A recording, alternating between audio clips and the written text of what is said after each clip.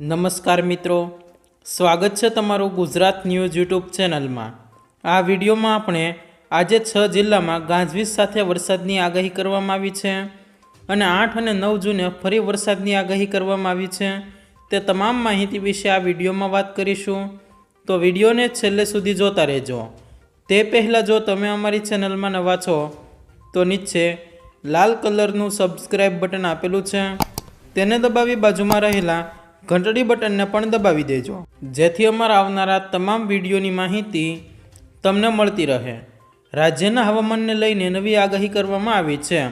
હવામાન વિભાગ દ્વારા આજે રાજ્યના 6 જિલ્લાઓમાં ગાજવીજ સાથે હળવા વરસાદની આગાહી કરવામાં આવી છે, જ્યારે આગામી 8 અને 9 જૂનના રોજ પણ ગુજરાતમાં ઘણા જિલ્લાઓમાં વરસાદની આગાહી કરવામાં આવી છે। હવામાન વિભાગના વૈજ્ઞાનિક રામશ્રેય યાદવે આગામી 7 દિવસ દરમિયાન રાજ્યના હવામાનમાં થનાર ફેરફાર અને તાપમાન અને વરસાદ અંગેની માહિતી આપી હતી। રાજ્યમાં આજે કેટલાક જિલ્લામાં વરસાદની આગાહી કરવામાં આવી છે। હવામાન વિભાગે વરસાદની આગાહી કરી છે કે આજે કેટલાક ભાગોમાં હળવો વરસાદ થઈ શકે છે। આજે દક્ષિણ ગુજરાતના 6 જિલ્લામાં વરસાદની આગાહી છે, જેમાં વલસાડ, નવસારી, તાપી, ડાંગ, છોટાઉદેપુર, દાહોદ, સુરત અને દાદરાનગર હવેલીમાં હળવો વરસાદ પડી શકે છે।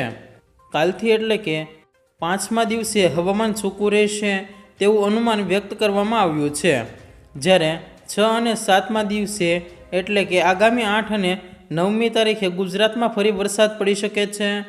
8 અને 9 જૂને રાજ્યના ઘણા ભાગોમાં વરસાદ થઈ શકે છે। 8મી તારીખે છોટાઉદેપુર, નર્મદા, તાપી, ડાંગ, નવસારી, વલસાડ, દાદરાનગર હવેલી, ગીર સોમનાથમાં છૂટાછવાયા સ્થળે ગાજવીજ વરસાદની આગાહી કરવામાં આવી છે। 9મી તારીખે પંચમહાલ, દાહોદ, છોટાઉદેપુર, નર્મદા, તાપી, ડાંગ, નવસારી, વલસાડ, દાદરાનગર હવેલી, ભાવનગર, અમરેલી, જૂનાગઢ અને ગીર સોમનાથમાં છૂટાછવાયા સ્થળોએ ગાજવીજ સાથે હળવા વરસાદની આગાહી કરવામાં આવી છે। આગામી 5 દિવસ દરમિયાન મહત્તમ તાપમાનમાં કોઈ ફેરફાર જોવા મળશે નહીં।